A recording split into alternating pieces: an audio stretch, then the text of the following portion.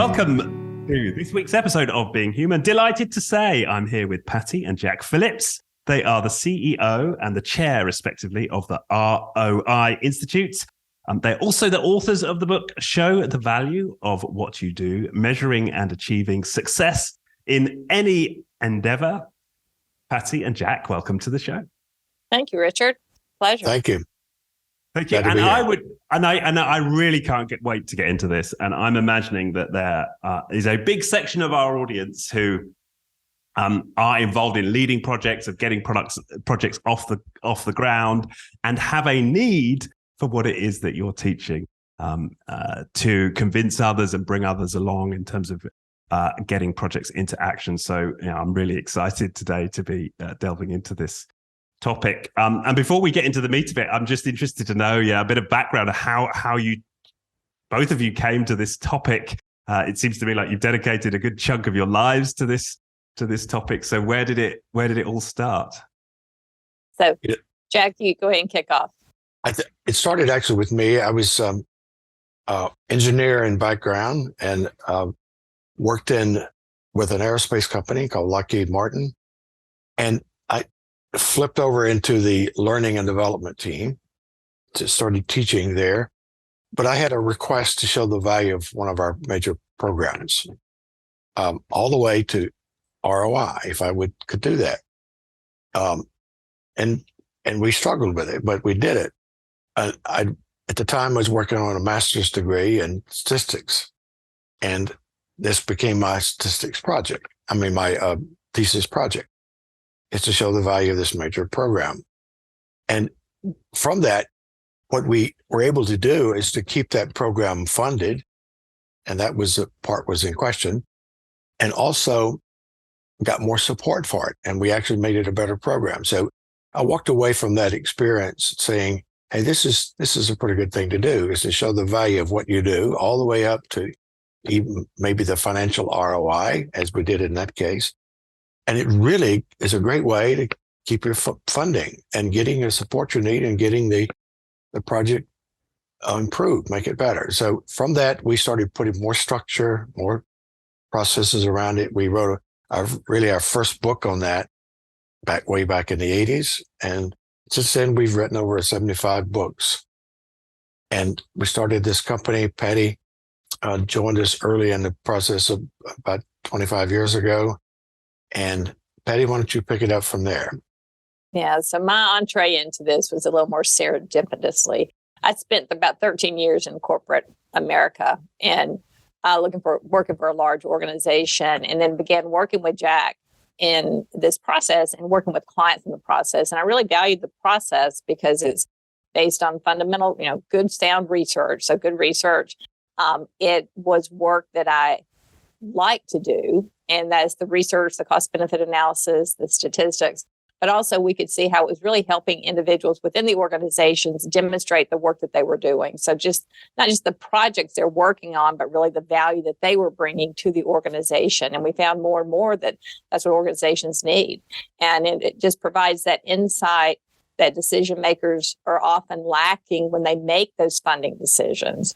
And then through the process, and my PhD is actually in international development. And so through the process, we expanded it beyond corporate to really work within the nonprofit organizations, non-governmental organizations, and then help, those individuals who are working in areas that are more difficult to demonstrate value, give them a tool that they could actually demonstrate value in the most objective way possible. And that's the book, actually, Richard, as we were talking earlier, kicks off with one of those stories.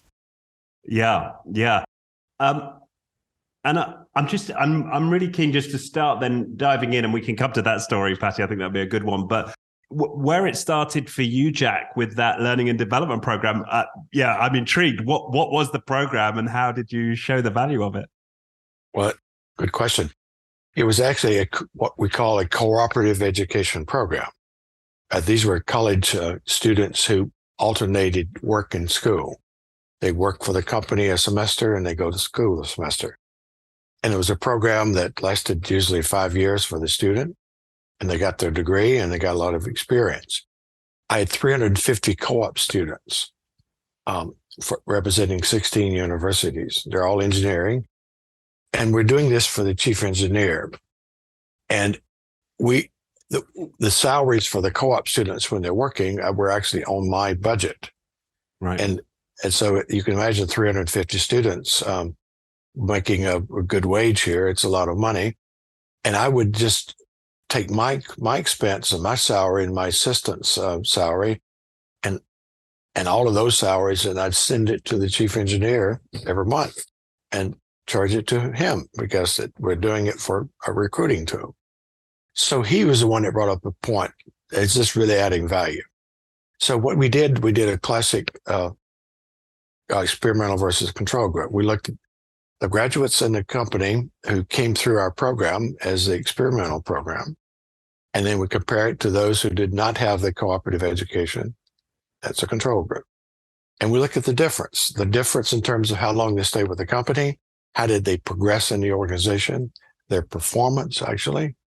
And it was amazing to see the difference in the two. And we can convert those to money. Obviously, if they stay with us, we've had retention, and that's very expensive to have turnovers. And so it had a huge payoff. And when you look at the cost of it, it turned out to be a positive ROI for the company because it became a great recruiting tool. Like 90+% came to the company full-time permanently, and they performed well and stayed with us. So that's the gist of that story. We actually published that in a journal of cooperative education, and gave some speeches on that. And it really brought some good respect for that kind of program in that particular field at the time. Yeah. I can imagine that would have made a stir, because that's something that people generally, I would suspect, find tricky, right? They put these programs together. It feels like it's a good thing to be doing, maybe giving back to the community, but how could we ever put a business value on this, I guess, is a question often asked. Yes. In fact, some people thought it was a way to support students and help them get through school. We're doing this for the good of society. But selfishly, it's a good thing for the company, particularly when you can show the ROI, the return on investment, that for all the money you're spending on that, you're getting it back plus more. Hey, it's a selfish thing to do now. Plus, it's a good thing to do for people who can't afford maybe to pay for their education so well. Yeah. And then maybe there's a lead into to I think perhaps the first examples, or one of the first examples in the book, which really intrigued me, because you opened it with this example of chaplaincy in hospitals, and immediately, even as somebody who's relatively well versed in these ideas, I'm like, well, how on earth are we going to prove the value of chaplains in a hospital? And tell us that story. So about 2016, we were invited to meet with a very large group of chaplains. We were invited through the United Methodist Church and their accreditation for their chaplains. And Jack and I met with them, and we were going into this meeting thinking, okay, this is going to be tough, because doesn't everyone know the value of a chaplain? And we were afraid we were going to go into this and they were going to push back and say, we don't need to be doing this. I mean, are you kidding? Really demonstrating the impact, and especially ROI. But what we found is that they really embraced the idea of demonstrating their value, because they know the value they bring. And these chaplains were chaplains in healthcare, military, prison chaplains. And they knew the value, and they wanted to demonstrate the value because they knew that their funding was at risk. And so one of the, we about 25 of them worked with us very closely, building capability in our methodology. And one of them, Doug Stewart, the one you read about in the book, he wanted, and he had full support of his executives, and he knew that if he didn't demonstrate value in a meaningful way, that funding was at risk. And so he actually set up an experiment, putting a chaplain in ICU to demonstrate the value of chaplaincy in that particular situation and how it could actually affect length of stay. So it's a really interesting story. And Doug and I have been on the road a little bit sharing that story with others who are also chaplains in the healthcare environment. And Jack and I, our position is, if you can demonstrate the value of what a chaplain does, you can demonstrate the value of anything, because there's nothing softer than the work of a chaplain, right? Yeah, that's what struck me. That you could, and I suppose you're breaking that taboo of, like, no, it's okay to put a dollar value on this, right? Because I think that's something you intimated there, that people may feel a bit shy of, like, isn't it even a bit sort of icky to try and put a monetary value on stuff like this? And that's, many people do have that position. It's a bit icky, or why would you ever do something like that? But in the end, we only have so many resources. And so we want to invest in the resources and the tools that deliver the greatest value and create the greatest change or achieve whatever the objective is. Yeah. As this particular agency said, we as chaplains would have to learn the language of business. The business won't necessarily learn our language. That's right. So we've really got to get into their world and show the value that we can provide in their world. That particular payoff was on length of stay. The chaplains in that experiment reduced the length of stay with where they were there compared to those where they were not. The length of stay is very expensive. That is, if you can reduce the time of someone in the intensive care unit, and that's the setting where this took place, hey, that's a lot of money you're saving the system. Yeah. And also, I mean, that setting it up in that way, there's also a powerful message there that, people are healing more quickly through the support of the chaplains, right? So there's a human story you could also take from that. Yeah. The patient as well as the family. And that's what we've learned through this process. It's not just about, it is about the patient, right? But patient well-being is also influenced by how the family and the support system reacts to that illness or whatever they're going through. And so a chaplain engages with the family as well as the patient, as well as the physicians and the nurses. So we've learned a lot about chaplaincy in the hospital and the prison system and in the military. They do the work that they need to do to ensure that the system that is supporting that patient or that individual is working, that they are supportive, and that they too are healing. So it's interesting. And the other thing about the process is that it really level sets how we demonstrate performance, whether it's within an organization or a consultancy or a chaplain or a coach. We're level setting it, and we're saying, okay, investment in these resources and these people and these tools is just as important as investment in other areas like marketing or production or whatever. And we can demonstrate it in the same terms. And again, as Jack said, it's terms that resonate with the decision makers, because decision makers are not often going to learn the language of a chaplain or a coach or leadership development, whatever. We've got to learn their language and speak to them. Yeah, and we can't always expect to just, yes, but intuitively, surely, you understand that this is going to be valuable for, our people or our customers or whatever it might be. That's right. Yeah. And that makes a lot of sense. So when people come to you, let's say it's the chaplains or whomever it might be, and they say, yeah, we want to demonstrate our value to management. Let's say, how do you first summarize like the approach that you take, and then perhaps we can dive into the detail. But how do you sort of break it down initially in terms of what people need to do? Well, the first thing when they come to us, we say, okay, what are you trying to accomplish? Like, why? Why are you doing what you're doing? And so we will work with them to get clarity on their overarching objective, their goal, the business need for what they're doing. And then we'll help them sort out to determine if, in fact, their proposed intervention is really the right thing given the why, and then help them set it up for success. So you develop those specific objectives, and then we coach them through, how they could possibly get the data and analyze the data. But it all begins with getting clarity as to, why are you coming to us? What are you trying to get? Because we have to demonstrate the value of what we do too. So we're teaching others how to do it, but we have to do it the same. So we clarify, why are you coming to us? But then we also look at the work they're doing and really try to help them sort out the why of what they're doing. What is the business need for what they're doing? And what's the payoff of it? Is it a big enough problem or opportunity to actually pursue given their proposed solution? So we start there with clarity of the why. And then Jack, if you want to add to that. Yeah, so it's a matter of process then to collect the data, analyze the data, and report the results and leverage the results. And so we're defining success here around 5 levels. The first level is how they react to your project, your program, your initiative. Do they see value in it? Second level is what have they learned to make it successful? That's learning level. And then third is application and implementation, applying what they've learned, making it successful. They're doing something now. It's execution. And the next level is impact. What impact are you having in the system?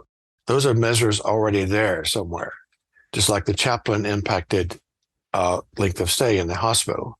And those co-op students who became graduates, their impact was that they stayed with us longer and they performed more and progressed more. And so we're looking for those impacts that are so important.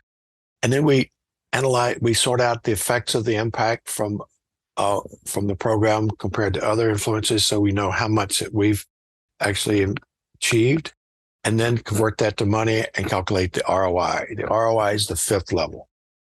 And that's the ultimate level of accountability, showing monetary benefits compared to the cost. And ROI is a term that we all use almost every day when we purchase things. Is it really worth it?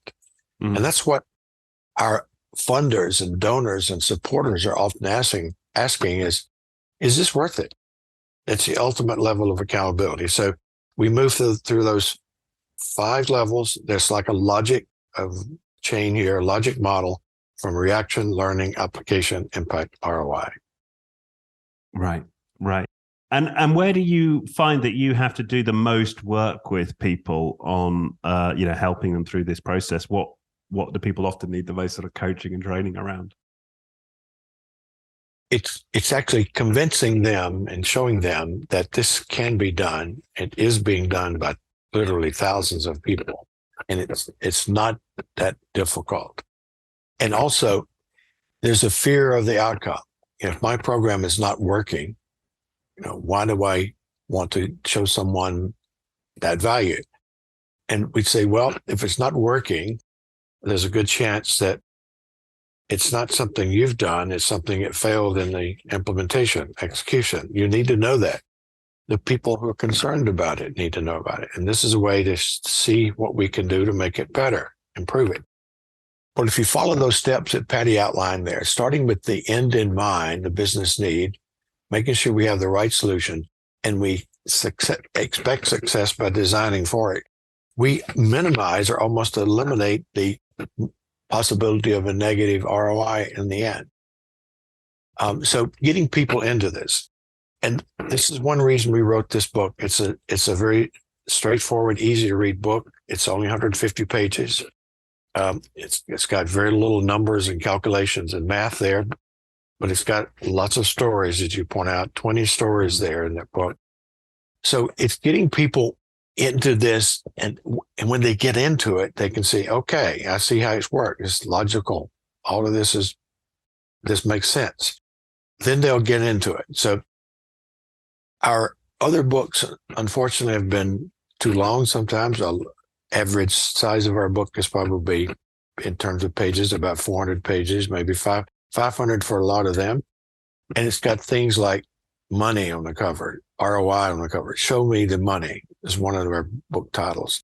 That's intimidating for a person trying to see the value of what they do. So we want an approachable, non-threatening, non-intimidating book. And this is what we have here. If we get them into it, they could do it themselves. We obviously can help them.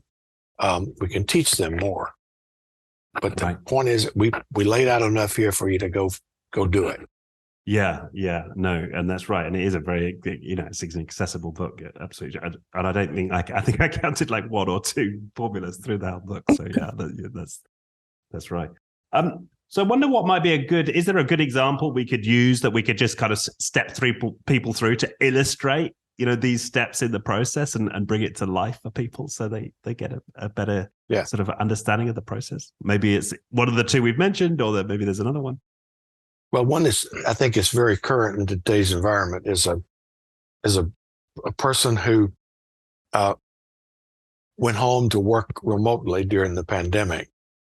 And she really made it work. There were some struggles initially, but made it really work. She was actually more productive and things are going good for her. It's a great convenience. She really wanted to continue. And then her company says, well, I think it's time to come back to work now. She says, I don't really want to. If I make the business case for me continuing to work at home, would you consider that? And I said, well, yes. What's your business case? And so she quickly looked at this methodology and looked at other studies that we've done with working at home. We have lots of published case studies there.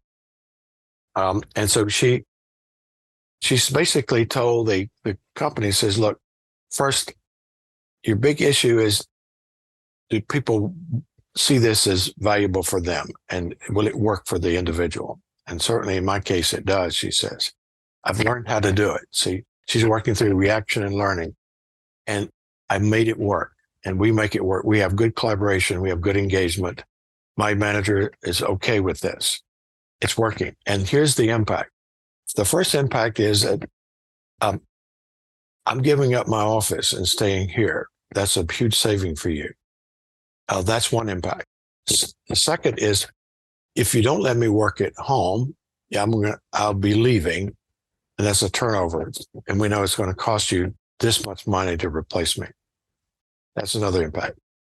Third is I'm more productive, and we've got data that shows that. And even the company has admitted that during the pandemic, we're all productive, more productive. So I got productivity. So she says, here's the actual ROI now. Here's what it's worth to you. Huge ROI, because you got all of these benefits and it costs you very little to make this work. And she says, in addition to that, here's the ROI for me. It's very high because I want it. I like this. I want to continue this. I'm saving money from my commute. I'm saving money for parking and for lunch every day. So it's making life easier for me. And there's some huge intangibles of stress and convenience that's important here for me. And it's a good ROI for our city and our environment. We're reducing congestion in the streets that we need to. And we're also eliminating a lot of carbon from going in the environment, because that's what we do when we commute. So the ROI for the community is positive. So with that convincing argument, they let her stay. So it just shows you, if you show the value of what you do in terms that someone can really understand and appreciate, it can work wonders for you, leveraging it for you in this case. How do you want to add to that? Yeah, I thought I might just share just one more example, because many of your listeners may be in that independent consulting or coaching space. Yeah, and absolutely. So another example is you're working with a client and they want to engage with you as a coach. And the first question is why? What's the business need? So maybe you are coaching the owner of a medium-sized business and say, I want to increase revenue for the organization. And the coach says, let's define it. Revenue in terms of what? And then how profitable is that? And what's that worth to the organization? Then through the coaching experience, they develop action plans. The client learns what they need to know. They get new insights about themselves, about their team, how better to communicate with their team or their sales team. The coach is always checking in with that client, but through the coaching experience, they develop an action plan. And here's what the client is to do, all with an eye on increasing that revenue and ultimately the profit to the organization. And then 6 months later, they follow up to see if in fact that happened, to see if that revenue increased. And then we sort out, okay, how much of that is really due to this coaching experience? And that's the step to isolate the effects of the program. And this is an area that people are most interested in. We get asked this question, how do you do that? More frequently than any other question. And we sort it out. And we can either use experimental design with a coaching engagement, may or may not be the best choice. We could use trendline analysis, so very simple technique to check your data over time, whatever that revenue or that measure is over time, project where it would go if you did nothing, and then where it is given you had the coaching. Or we can use estimate. So at that individual coach level, engaging with that client, it is a really good process to design a coaching experience that delivers value, not just behavior change, not just insights about themselves, but really value that is important to the organization. And that value could be revenue, ultimately profit. It could be quality of work. It could be turnover, as Jack alluded to in the work at home case study. So it's just a very simple step-by-step process that ensures that the solutions our clients are investing in are delivering meaningful value. But it's value from multiple perspectives, because to get to that impact and ROI, the client first has to buy into it. They have to see that this experience is important to me. They have to learn whatever it is they need to know so they can go out and do what you want them to do, which will ultimately drive the impact you're trying to drive. And you hope that that impact is enough that it overcomes the cost. So you get that positive return on investment. Right. And what are the kind of common pitfalls in this then? Where do you see people often, going astray when trying to calculate ROI and get this embedded in businesses? The biggest pitfall is focusing on the activity of what they're doing and not the outcome of what they're trying to achieve. And especially, individual consultants and independent workers, but within large organizations, we see it too. They chase a shiny object, or if you're independent, you're chasing the business. And so you just deliver. And it's all about the activity of delivering whatever it is you deliver, and not really thinking through the process to ensure that, one, you're offering the right solution, but two, that solution is aligned with the need of the client or the organization. So I think one big pitfall is people are too focused on the activity of what they do and not really looking toward the impact. And then another pitfall is it is about process. And, process takes time. It's about setting it up at the beginning and actually, plan your work your plan. And so sometimes we see clients, they get impatient, they get, disinterested. They want to wait too long to show impact. So now the client's not interested any longer. So those kind of things we see a lot of. And then I know, Jack, you've got something you want to add. And credibility. So when you get to level 4 and 5, that's the business measurement, and the ROI is the getting it down to money and comparing to the cost. You have to be very credible, because you're putting this in front of executives and administrators. And sometimes it's the funder for the program or major supporters for the program. It has to be so credible. So sometimes they take shortcuts that impede that credibility. And when you do, you lose your argument there. So making sure you have that credibility. We built this to be executive and CFO friendly, as well as user friendly, and as well as researcher and analyst friendly. That is, and professors. You want something that your professors can support. So it's credible. It has to be credible. That's one of the pitfalls, is not getting to that level. Right. Yeah, that makes sense. And just personally, having been involved in a lot of programs where there's there is an eye on the benefits, and sometimes benefits tracking is a term used, right? And there's somebody somewhere often with the responsibility to keep track of how a project is doing versus ROI, and it can sometimes feel like an overhead, right? Just like more admin that people don't necessarily want to engage in. Like, how do you avoid this feeling like an admin overhead as opposed to sort of central to the engagement or the project? Well, you have to pick your battles. It's like, is my project big enough, expensive enough, important enough for me to devote this time to show the value?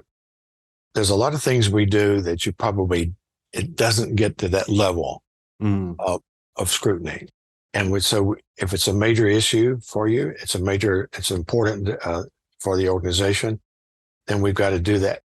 And when you make that decision, you're basically accepting the fact that you got to put a little time into it. You got to invest a little bit of effort to show the value. It's really part of the project. When we work with project managers, these days, many of them have an extra burden of showing the ROI of the project. They've always tracked schedules and budgets for projects, but now they're getting asked for So what was the ROI for the organization for implementing that project? So they realize now that's part of the effort now. It's just we've got to spend a little more effort to capture data, a little more data than we've had, and do maybe a little more analysis. But we also want to work hard not to spend too much time.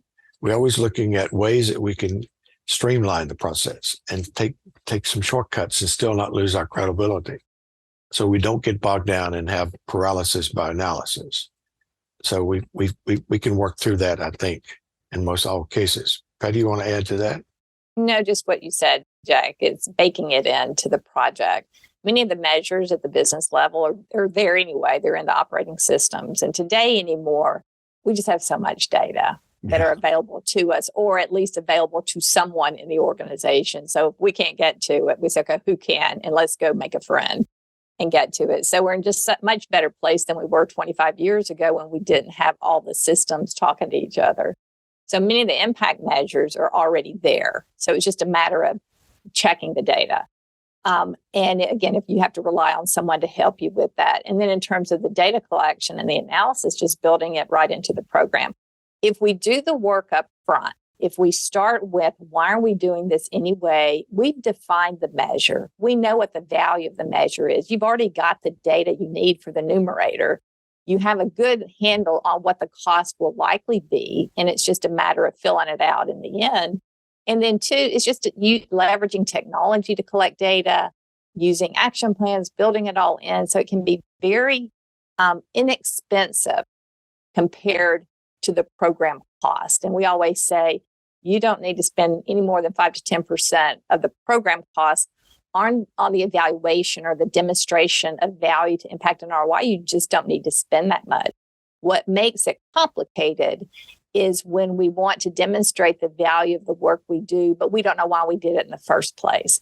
That's what makes it hard, because now you're having to back into what that value should have been. So the more we do up front and define those measures up front, define success in crystal clear terms, the better the program or the intervention and the easier the evaluation.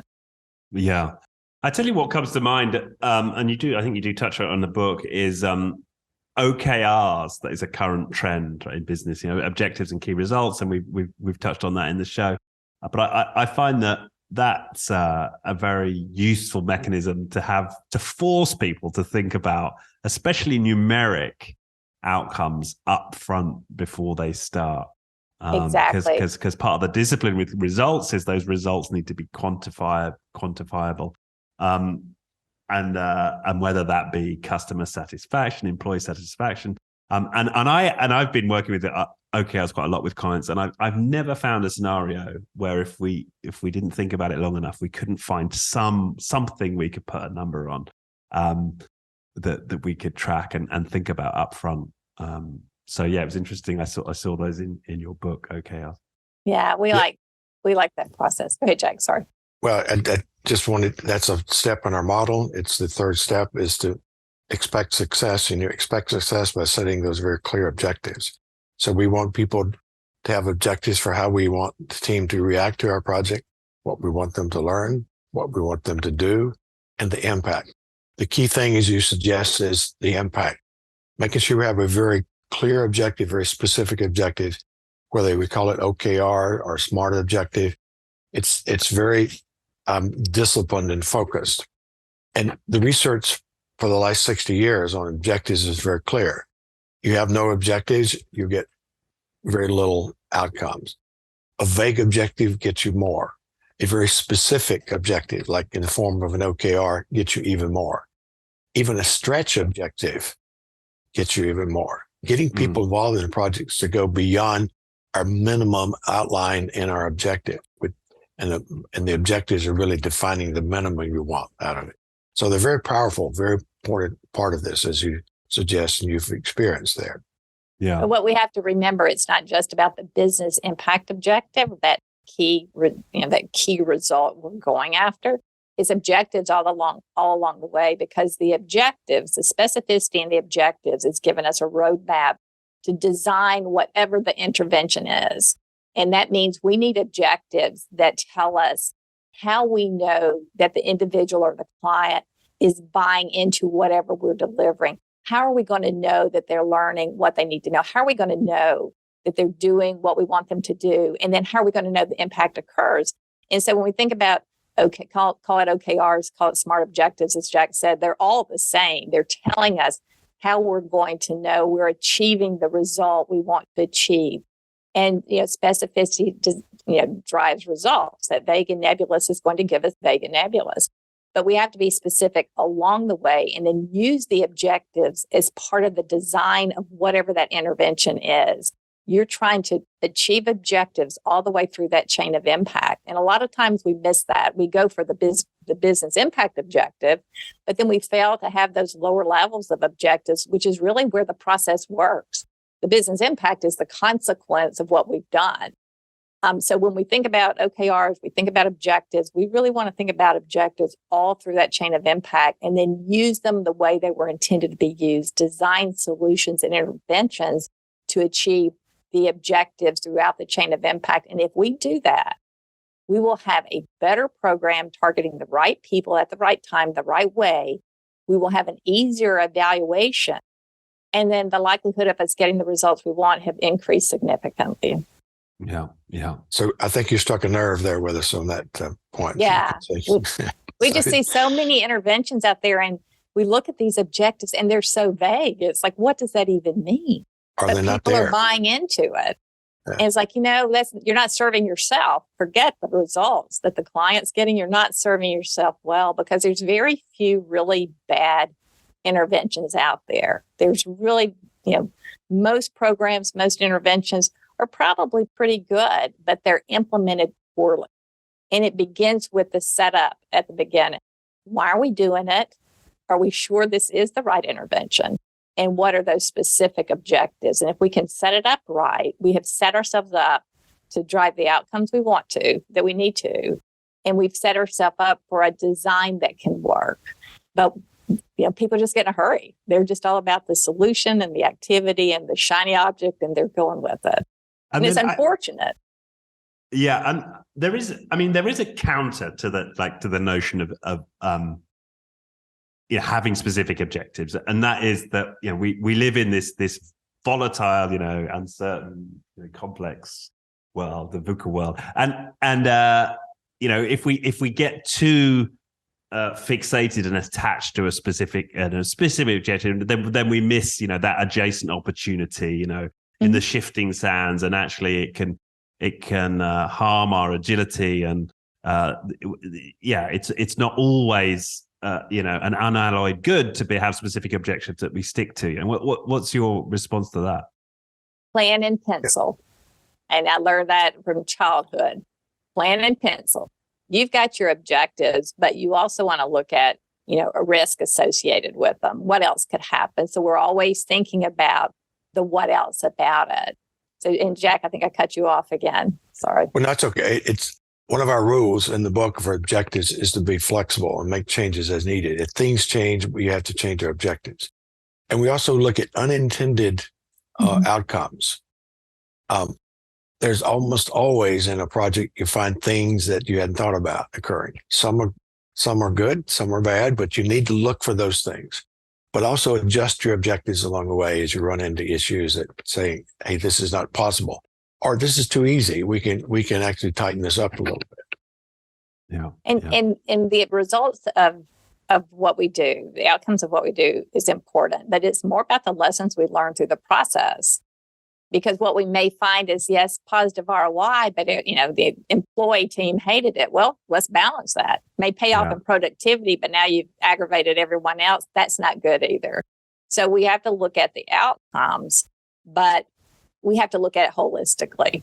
And that's when we say what we're trying to do is help individuals and organizations create and demonstrate the value of their work. The creation of valuable work begins at the beginning. Demonstration is the evaluation. But in the end, it's about what you learn through the process, and let's pivot when we need to. Yeah. One of the stories I really liked in the book was about this new anesthesiology process that I think some doctors were bringing in from the UK to the US, and they decided before to attempt to have the whole hospital adopt this new process. They'd start with a pilot to demonstrate ROI before they attempted a bigger program.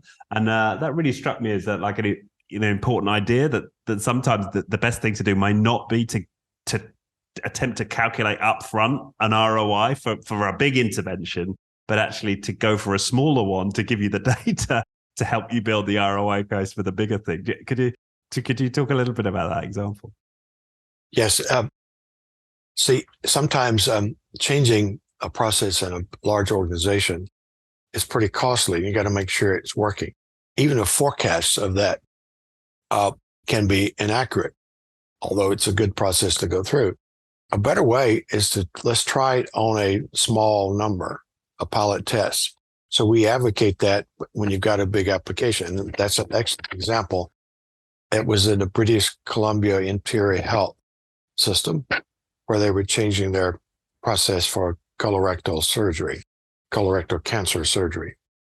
And so it's a marvelous example of taking a small sample, showing the actual ROI, and making a case to the funding authorities there. It's a government-funded healthcare system there in Canada, and saying, look, I need more money. They just don't have extra money.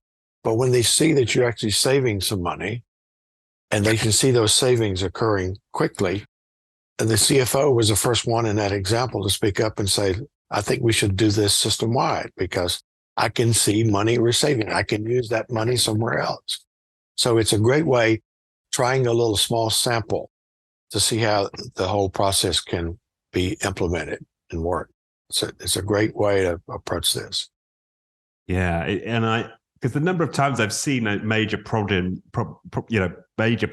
sort of spin up almost a cottage industry of trying to evaluate upfront what an ROI might be, and then battling back and forth, over hypotheticals, as opposed to just getting out there, doing a pilot, getting some real data, and then basing any further discussion on that. It just seemed like a very important point.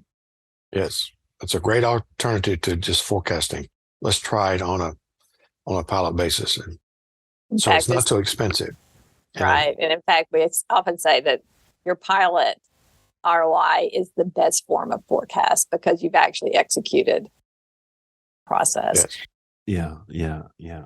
Now there was another example in the book which I liked, that discovering a negative ROI may not necessarily be a problem, right? Mm-hmm.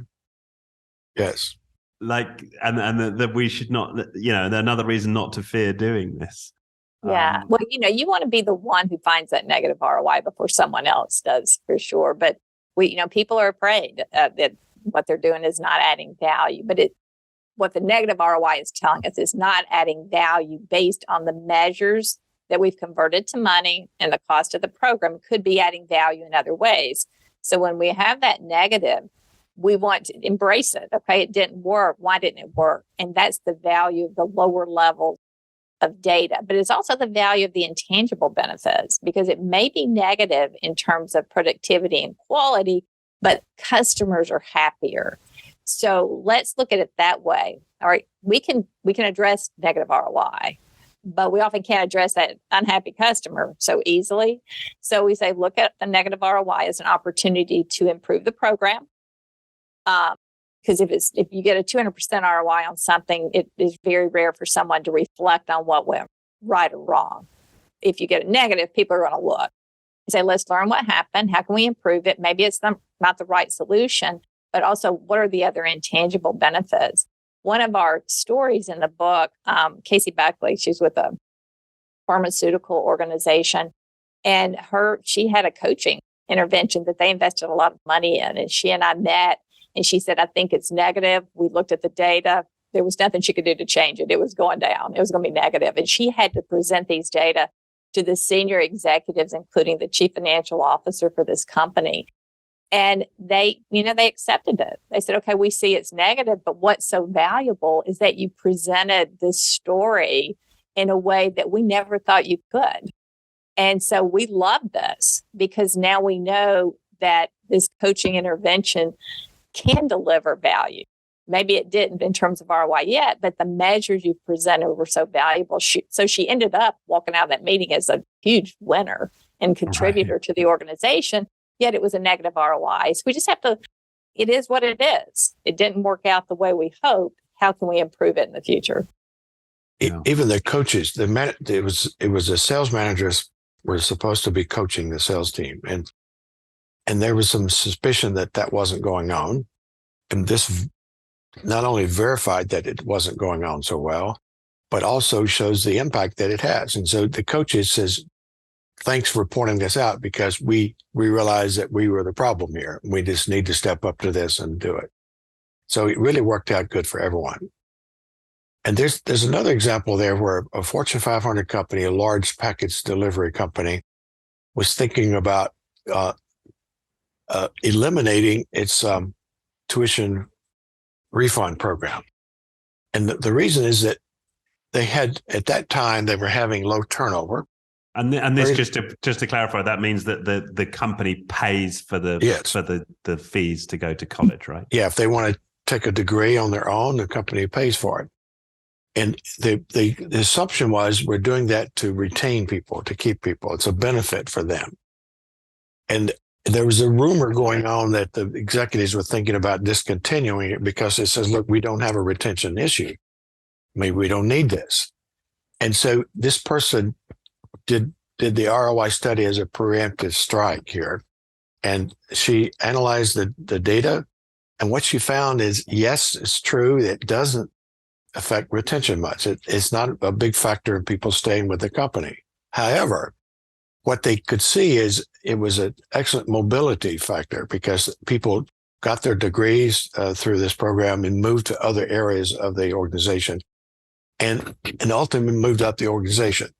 And this was a company that really puts value on people moving up the organization. In fact, one of the CEOs of the company started out as a courier and worked his way up, but did that with some additional degrees that he picked up along the way through the tuition refund plan. And so they said, look, yes, it doesn't pay off ROI on retention, but it does drive mobility and upward mobility and lateral mobility. And that's a reason to keep it, not based on retention. So they agreed and they didn't stop the program. They just made sure it focused on programs that would help some mobility in the company.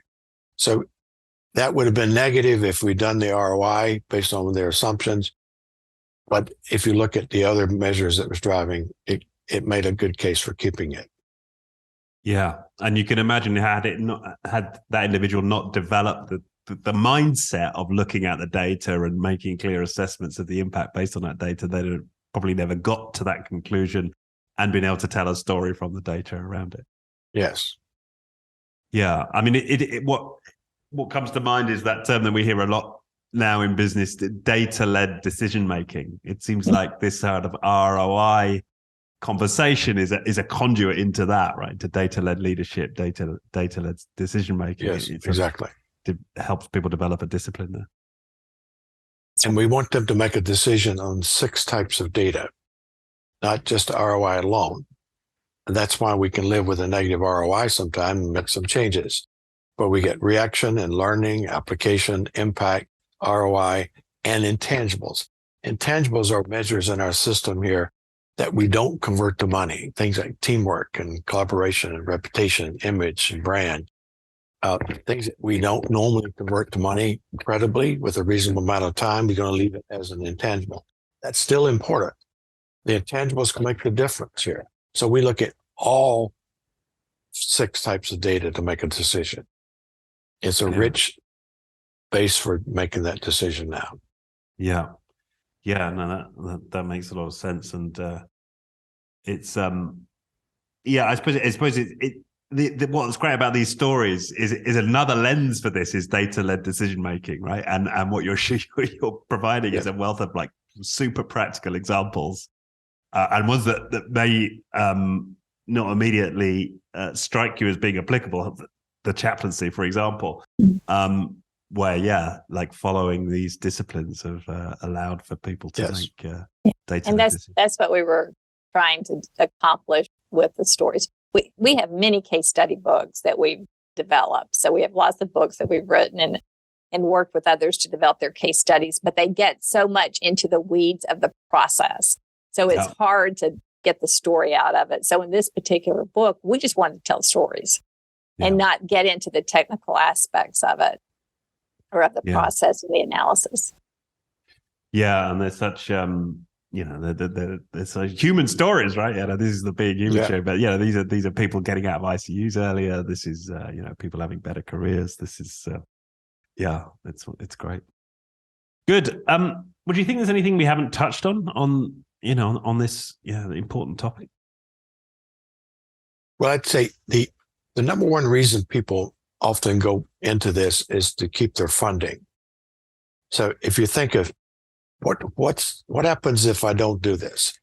See, if your supporters see you as a cost and not an investment, that could be detrimental because costs get cut, they get controlled, eliminated, paused, frozen. All those things that can happen to you. But if your supporters, your funders, your sponsors see what you do as an investment, they'll often do more of it and support it and enhance it and give you more money. And so getting budgets and keeping budgets is a critical issue these days. And this is a way to get there. Yeah. And it may take you a little time, but the consequences are too disastrous if we don't, because we lose funding and support and influence and all of that stuff that we need. Yeah. Great. Okay. Well, Patty and Jack, thank you so much for your time. We should talk about where people can find you. Where would you send people who want to learn more? I know people can become a certified coach in your work, and they can reach out to you for consulting. So where should they go? So they can come to our website, roiinstitute.net, and of course can reach out directly to Jack and me. So it's Patty, P-A-T-T-I, at roiinstitute.net and Jack at roiinstitute.net. So those are probably the easiest ways to reach us. So the website, our email, and then Jack, what other thoughts? Yeah, well, you get the book on Amazon or wherever books are sold. Yeah. Easy to get to. And we'd love to have a conversation with you. If you got an issue, you want to talk through some things, contact us. We'd be happy to talk about it. Excellent. Well, thank you once again. It's been a wonderful conversation. Really enjoyed it. Thank you. Thank you, Richard. Thank you, Richard.